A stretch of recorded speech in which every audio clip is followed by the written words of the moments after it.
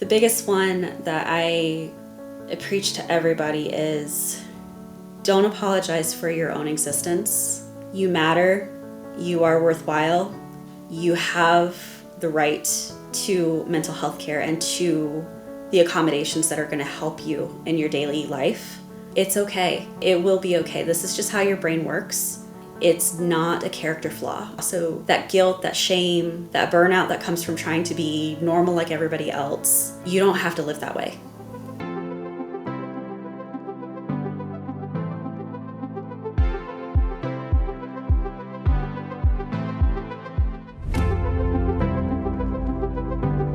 Welcome to the Unfiltered Minds Podcast, the only culturally diverse podcast where we discuss ways to destigmatize mental health, as well as promote self-seeking behaviors amongst our youth and family members struggling with ADHD or depression. Now, here's your host, Jane Levy. Hello, everyone. Welcome to the Unfiltered Mind Podcast. This is the platform where we discuss ways to destigmatize mental health as well as promote self-help seeking behaviors amongst our youth and their family members. We are super excited to have our guest speaker today, and she is the ADHD Millennial Coach. Welcome, Lincoln. Please feel free to introduce yourself to our viewers. Thank you. Yes, my name is Laken, Laken. I am an ADHD Millennial Coach. I work with women to harness their ADHD as a strength, empowering them to manage their time and projects without experiencing burnout or guilt. Wonderful. So you have a pretty interesting diagnosis there. You were diagnosed with ADHD at the age of 28. Tell us about that experience. That's correct. So most of my life, I was very anxious, dealt with a lot of depression issues. At one point, I was actually diagnosed as bipolar disorder, but none of the medications ever worked for me. I seemed to always just kind of be struggling. And it was about the time that we started realizing that my son was actually autistic. Doing some research and digging into things and talking to different doctors, we came to realize that I actually have ADHD. And once we started treating the issues that I was having on a daily basis with that ADHD lens, it was just worlds difference. And so, at 28, I was diagnosed with ADHD. It changed a lot for me. So let me ask you a question. When you were in elementary school growing up, did you struggle a lot in school? Socially, yes. Academically, everything came very easy to me. I didn't have to study. I always had straight A's. I would cry if I got a B. But when it came to interacting with other students and, just kind of being social in general, I had a lot of what I now know is social anxiety, but I was just kind of the odd one out. And so I just continued to throw myself into my schoolwork. I attached a lot of my identity, actually, to my academics because I had such a hard time with relationships. Interesting. So you knew you were diagnosed with ADHD. A lot of times, people that struggle with ADHD do struggle with their executive function skills, time management, organization, and prioritization. Questions always, you hear people asking, do I need to hire a coach or do I need to hire a therapist? What's your take on that? Well, my take on that is that they're not mutually exclusive. Mm-hmm. It ultimately depends on individual preferences and needs. Hiring a coach or a therapist can be extremely beneficial for individuals with ADHD. Now, a coach like myself provides specialized guidance strategies and support tailored specifically to ADHD challenges. I work with my clients to help them identify their strengths, develop effective time and project management techniques, and cultivate a positive mindset. Therapists, on the other hand, can address emotional and mental health concerns that may arise due to their ADHD. They can assist in managing stress, anxiety, and any coexisting conditions. Both coaching and therapy can complement each other in supporting individuals with ADHD. So you don't necessarily have to choose one or the other. Both are beneficial in their own unique way. Yeah, because the therapist really, like you just mentioned, will help you really manage those symptoms, right? But when you're talking about completing task, that's really where you have a coach comes in to help you actually go through those tasks and delegate things to you for you to complete. Yeah, absolutely. It provides that accountability that's needed. And what I tend to tell my clients is that therapy is great for helping you heal from the past and learning to manage your present, whereas coaching takes you from the present and helps project you forward towards your future. And so while coaches are not licensed medical professionals, so we cannot help with that aspect of treatment, we can help with the goal aspect and, like you said, that task initiation, executive function, and working towards those goals. So let's talk about finding success with the focus formula that you have. Can you elaborate on that for our viewers? Yeah, absolutely. So the Focus Formula is a program I developed to guide individuals, specifically millennial women, towards success in managing their ADHD. This program combines my personal experiences, knowledge as an ADHD coach, and evidence-based strategies. Through the Focused Formula, I provide practical tools, techniques, and resources to help individuals enhance their executive functioning skills, boost their productivity, and improve their overall well-being. It is a comprehensive approach that addresses not only the time and project management piece, but also the mindset, self-care, and the self-compassion that needs to come with that. So let's start. You mentioned about tools. Can you tell us about one tool that you actually utilize in your program right now for women, helping them manage those executive function skills? So one that has been a buzzword lately has been the Pomodoro timer. A lot of people have been trying various methods with that.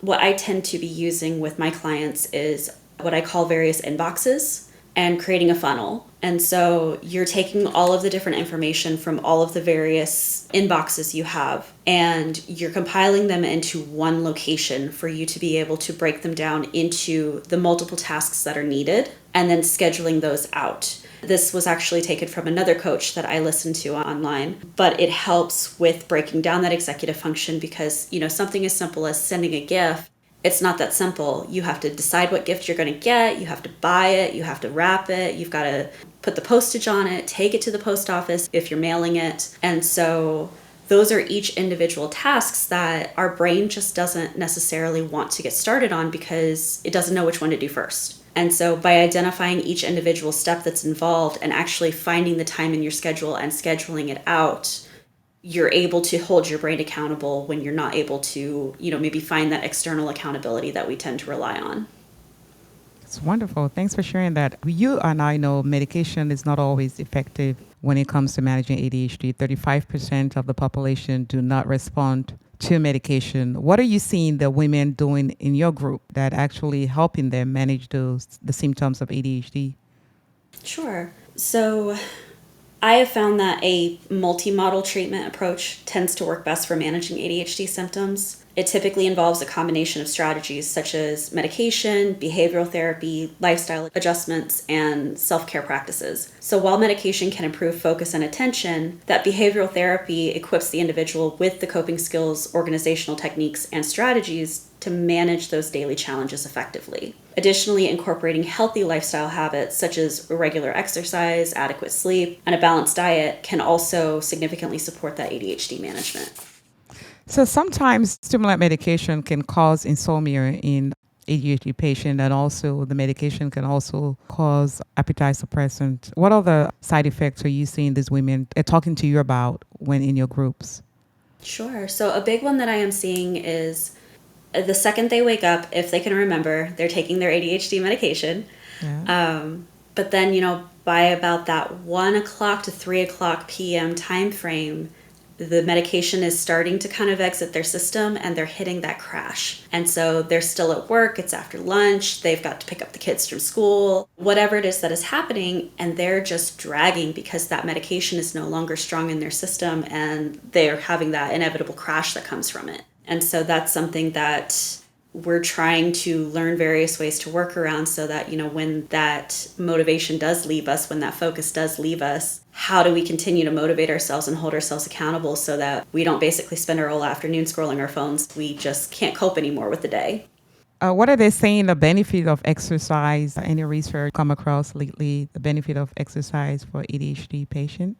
It's no secret that exercise helps us in many, many ways. But when it comes to ADHD, whether you have an inattentive, hyperactive combination, that movement just does so many various things for us. I could go on forever about that. And something to note is that a lot of ADHD patients do tend to have other comorbidities, whether it is chronic pain, There's a lot of relation to like connective tissue disorders. There are various pieces involved. It's not typically just ADHD that an individual is dealing with. And so by implementing any kind of movement in their day-to-day, they're benefiting not only their mindset, but their physical health. They're getting their heart moving, and if they do have a connective tissue disorder of some type, they're also kind of working those joints and helping ensure that stability. Whereas if they were to stay sedentary the entire day, those joints might lose some of the strength that they had. Now, of course, I'm not a doctor by any means. This is to be taken with a grain of salt, but just in general, all of the experience and everything that I have heard, even those who have chronic pain problems, when they get up and move just a little bit, get outside, take in some sunshine, anything, it really does make a difference, and it can help kind of reset us in our day and help us kind of start over on whatever it is that we're trying to initiate.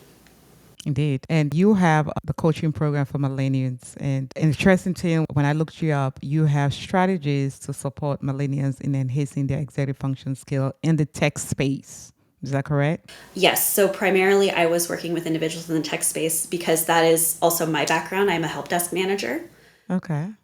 When it comes to professional coaching, that my forte is helping millennial women in the tech space because there is a lot of additional difficulties that come from working in that particular field, especially with ADHD. Let's talk about those tools, because you have a list of tools that you have developed in that program to help them. Can you just elaborate on those tools? So somebody's watching this and they're in the tech space. They want to reach out to you, but they want to see what tools you have to offer in your program. Absolutely. So one of the tools that I provide is actually like scripts for difficult conversations, including asking for accommodations. That is something that it can really be a struggle, is reaching out and asking, even when we know it's not going to cost the company anything or it's not really going to be that big of an inconvenience. We still struggle to reach out and identify that, hey, we do have this disability that we're working with, or we do have, this neurodivergence that we're working with, and we could use a little bit of assistance. We could use a standing desk or just a couple extra minutes between breaks or something like that. Whatever it might be that you need to just give you that little extra help to get through your day. And so one of the tools that we provide is we help create custom scripts for having those difficult conversations. We also work through what is going to work best in terms of how to manage your day. So a help desk individual is going to have a different day than a developer. And so kind of taking that customized approach to, okay, you probably can't do the Pomodoro method if you're help desk. You're dealing with customers, you're dealing with, instant issues that like, hey, everything's on fire, we need to fix this. And so you don't necessarily have that availability to say, I'm going to work for 25 minutes and then I'm going to take a 5-minute break, because during that 5 minutes, something may happen. And so helping find other ways to time block, organize tasks, prioritize, whatever it is needed to actually make that work day work for that person in the role that they're in. Wonderful. So what are some of the benefits of your Mindful Millennial Support Group on Facebook? So Mindful Millennials is a group that we created for like-minded individuals to be able to support each other and to just kind of help validate that we're not alone. And so these groups provide a safe space for sharing experiences, for gaining support, and exchanging practical tips for navigating life with ADHD. It is a platform where members can uplift and inspire each other while learning those valuable strategies and techniques for managing their ADHD. And also, as a benefit of being part of the Mindful Millennials group on Facebook, I do weekly live videos where we go into various topics that typically the members of the group have raised, and we dig into some of those issues and how we can work through them. And I also do some hot seat coaching when I'm on those calls. Oh, nice. How many people are in that group? I believe the last time I checked, we were getting close to 100. Oh, wow. It is a fairly new group. We just kind of redid everything because originally I had a support group that was hosted on my own website, but it was not necessarily ADHD friendly for all of us to try and keep track of a link separate from our social media. So we migrated over to our social media, and we're still all getting signed up for that. So what are the ladies talking about when it comes to conventional treatment for ADHD? How effective is the CBT? Sure. CBT can help improve focus, attention, and impulse control. It does help individuals develop practical skills, coping mechanisms, and strategies that address those challenges that ADHD life presents. I would say that the integration between both the pharmaceuticals and the behavioral therapy has been found to be highly effective in managing those ADHD symptoms. When you are only looking at the CBT aspect of it without any other forms of accountability or any other assistance with it, our brains are smart. We know what we're trying to do. And when we're trying to hack our own brains, it might work for a week or two, but unfortunately it does tend to wear off, that novelty of it. And so that new planner that we opened that we were so excited to use, we used all the stickers, everything. And then in 2 weeks, it's just sitting on our shelf. It kind of goes the same way with CBT. We can learn the skills, we know the skills, but without coaching or working with a friend or finding some sort of assistance with keeping up with it or being creative and keeping it new and novel, our brains kind of archive it as, this isn't that interesting anymore. Or we're going to default back to whatever our panic mode was before this. And so it is really important that, yes, CBT has a lot of benefits, but it's not the cure-all, just like medication. It's not the cure-all. It's one of those tools that you stack in your toolbox and you continue to draw on whenever it is useful for you. And I was also reading the cognitive behavior therapy, which is the CBT. They have therapies who just focus on the cognitive part, try to change that thought process from negative to positive. And they have those who only focus on the behavioral part. So if somebody's watching this, they're looking into finding a therapist, you probably want to ask if you're just doing cognitive behavior therapy and just focusing on the cognitive part or the behavioral part.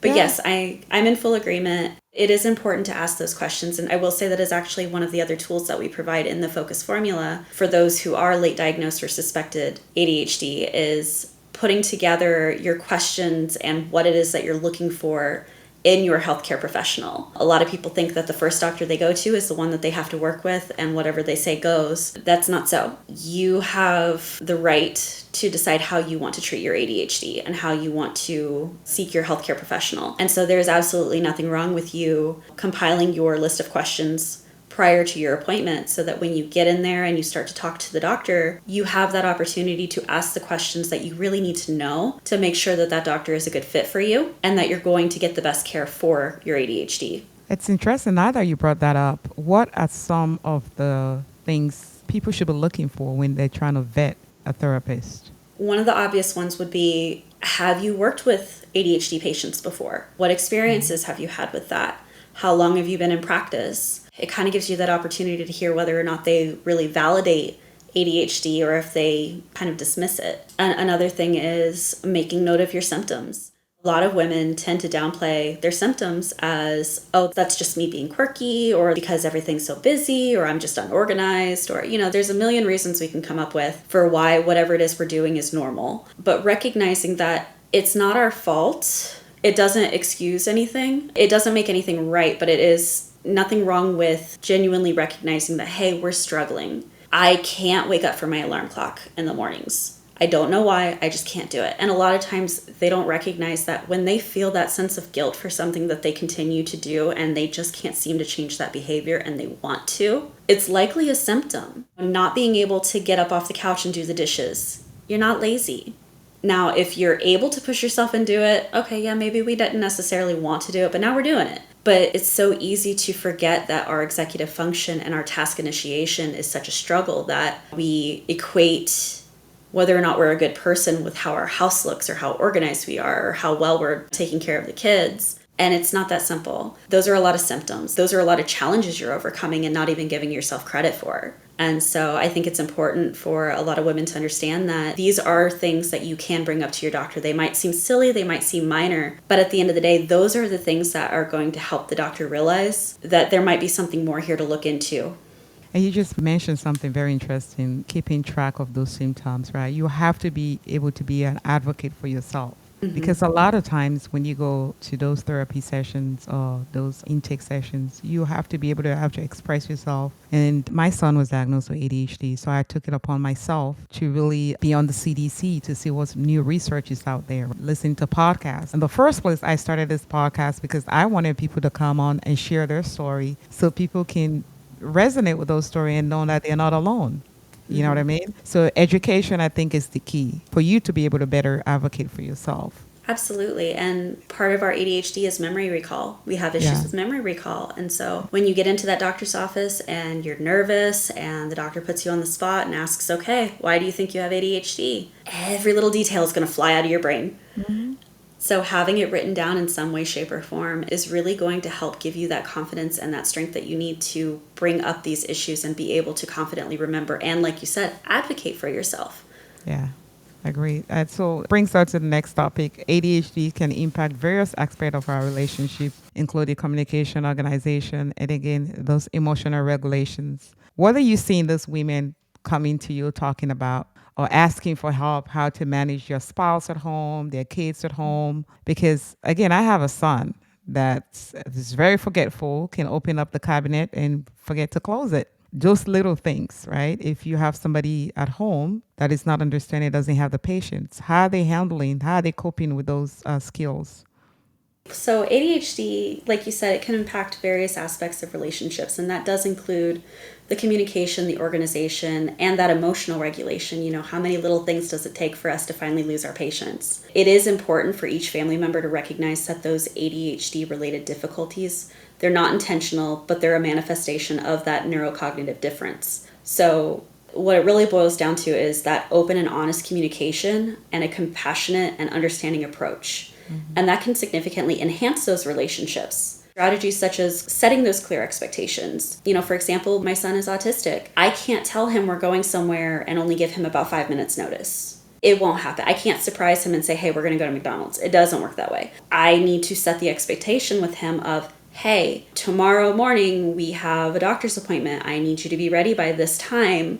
This is how we're going to go. This is how far it is. Giving him that expectation and helping him to understand, because he does have some anxiety issues as well. So giving him that full picture ahead of time gives him the ability to emotionally regulate himself and prepare himself for, okay, I'm going to go do this social event. It's going to require me to be ready by this time. That means I'm going to have to get up early. And he's only 11. He's able, with that expectation setting, to really prepare for it. And we have such a smoother transition by doing that. And so setting those clear expectations, establishing various routines. It's a little bit harder with the ADHD just because we like structure, but we also don't like structure. It kind of depends on the day. So instead of, necessarily having like a timed routine, have just your check boxes for the morning. These are the things I need to accomplish in the morning. Doesn't matter what order, but this is what we need to have done before noon. And that can make a big difference and go a long way, because if you, miss your 10 o'clock task that you were planning on doing, oh, well, now the whole morning's ruined. I'm not going to do any of it. Whereas if you have like a small checklist that you're doing every day, it's a lot easier to make sure, oh, I remember I need to unload the dishwasher before I sign on for work, or, whatever it is. And it gives you a little bit of flexibility while also still putting in place that routine for you to make sure you're getting everything done. And also visual aids. Something that my significant other and I have found is that he tends to thrive on organization and everything being in its place. I tend to thrive on chaos. It looks like a glitter bomb went off in my office right now, and it drives him crazy. So we have had to learn that, okay, if I leave something sitting for more than 2 days, my brain has forgotten it exists. And so in order to kind of trigger for me to put it away, he will actually move the item.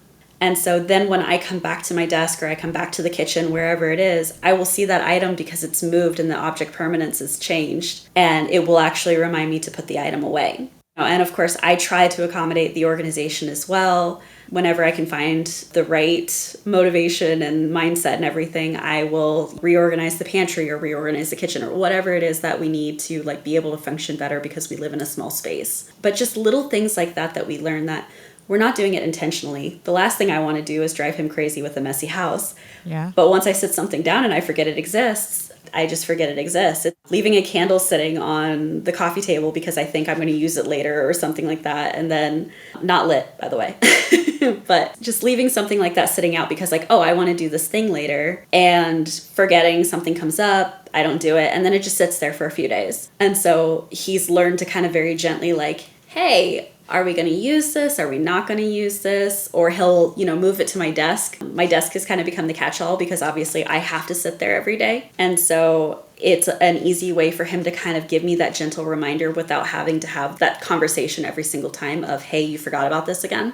And then for him, there's a few different things that we have done to kind of accommodate his ADHD as well. And one of those is He struggles with making phone calls and dealing with appointments and social interactions. And so when it comes time for him to make doctor's appointments and things, I will make those phone calls for him because I don't have a problem with it. And so it actually has strengthened our bond in a lot of ways because we've learned to lean on each other with our weaknesses, and we really enjoy each other's strengths. And so having an entirely neurodivergent household can definitely pose challenges, but when we work through those challenges together, it actually strengthens our bonds.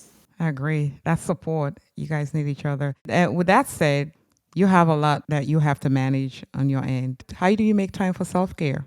I will admit right off the bat that I am not that great at practicing what I preach.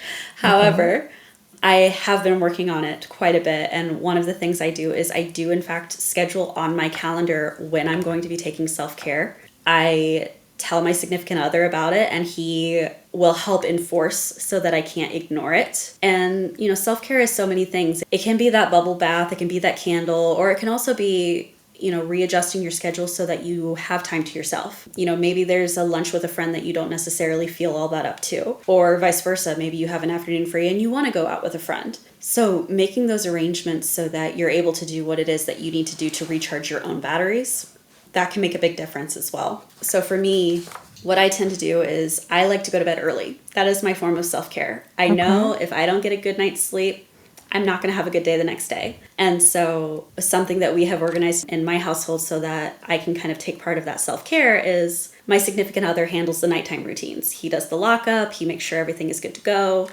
I let the dogs out around 8 o'clock to use the restroom, and then I'm going to bed. It's pretty well known, I'm going to the bedroom. Even if I'm not going to sleep, I'm laying down, I'm resting, I'm doing something that is just for me. And it makes a big difference because the mornings are kind of my me time. I get up earlier than anybody else in the house. And sorry, I know I'm rambling a little bit, but I get up earlier than anybody else in the house. And I will have my coffee and kind of ease into my day. And then about that time is when my significant other is getting up. And so we'll take care of his coffee. We'll kind of go through stuff for our work day. And then just the rest of the day is chaos. In the evenings, it works out because as I'm going to the bedroom and I'm taking my self-care time, that's about the time that he's actually waking up. In terms of his circadian rhythm, he's more focused, he's more alert, he's ready to do the things that he wants to do. And so it actually ends up being a form of self-care for both of us because he is able to work on his projects and do the things that recharge his battery while I'm doing the things that recharge mine. And so it actually works out very well. And that has helped because admittedly, I was pretty terrible at taking my own self-care time prior to that. It sounds like you guys have such an amazing team there. It's definitely been a blessing. It's worked out really well. Not to say we haven't had some challenges, but like I said, working through them, it really did help us. Wonderful. So we are super excited to have you join us today to share those tools. I'm sure our viewers and our listener will resonate with the story you've shared today. And some of our viewers might want to reach out to you, right, and hire you for your coaching services. How can they find you on social media platforms?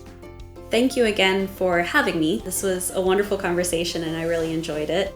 Thank you. If anybody is looking to connect with me, you can find me on Facebook by searching for Laken Litton. So it's LakenLitton.